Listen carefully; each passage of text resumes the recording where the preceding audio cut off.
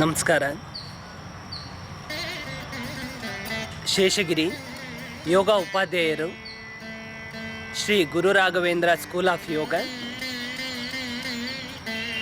ಬೆಂಗಳೂರು, ಕರ್ನಾಟಕ, ನಮ್ಮ ಭಾರತ.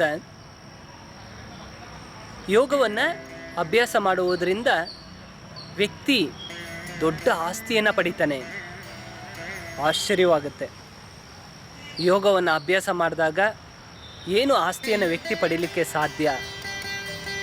ಎಷ್ಟೋ ಟ್ಯಾಬ್ಲೆಟ್ಸ್ಗಳನ್ನು ತಗೊಳ್ತಕ್ಕಂಥದ್ದನ್ನು ತಪ್ಪಿಸ್ಕೊಳ್ಬೋದು, ಇಂಜೆಕ್ಷನನ್ನು ತಗೊಳ್ತಕ್ಕಂಥದ್ದನ್ನು ತಪ್ಪಿಸ್ಕೊಳ್ಬಹುದು, ಟಾನಿಕನ್ನು ತಗೊಳ್ತಕ್ಕಂಥದ್ದನ್ನು ತಪ್ಪಿಸ್ಕೋಬೋದು, ಅನಾವಶ್ಯಕವಾಗಿ ಜಗಳ ಆಡ್ತಕ್ಕಂಥದ್ದನ್ನು ತಪ್ಪಿಸ್ಕೋಬೋದು. ಅಂದರೆ ಮನುಷ್ಯನಿಗೆ ಸ್ಟ್ರೈನ್ ಆದಾಗ ಸಣ್ಣ ವಿಚಾರವೂ ಸಹ ದೊಡ್ಡದಾಗಿ ಬೆಳೆದು ಭಯಾನಕ ತೊಂದರೆಗಳು ಉಂಟಾಗ್ತವೆ. ಅವುಗಳನ್ನು ತಪ್ಪಿಸ್ಕೋಬೋದು.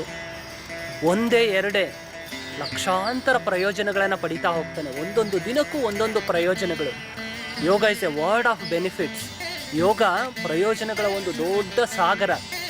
ಅದರಲ್ಲಿ ಇರ್ತಕ್ಕಂಥವನ್ನೇ ಅದೃಷ್ಟವಂತ ಅಥವಾ ಅದೃಷ್ಟವಂತೆ. ಅಂದಲ್ಲಿ ಯೋಗವನ್ನು ಅಭ್ಯಾಸ ಮಾಡ್ತಕ್ಕಂಥವು ಅಷ್ಟೊಂದು ವಿಶಿಷ್ಟತೆಯನ್ನು ಪಡಿತಾನೆ.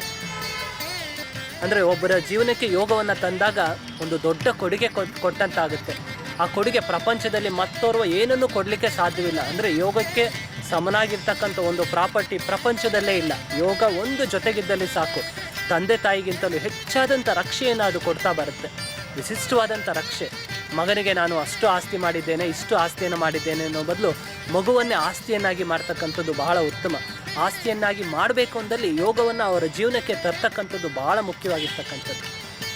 ಕ್ರಮಬದ್ಧವಾದ ಯೋಗವನ್ನು ಅಭ್ಯಾಸ ಮಾಡಿ ಯೋಗವನ್ನು ಕ್ರಮಬದ್ಧವಾಗಿ ಕಲಿಯುವ ಹಂತದಲ್ಲಿ ನಮ್ಮ ಯೋಗ ಶಾಲೆಗೆ ಭೇಟಿಯನ್ನು ಕೊಡಿ.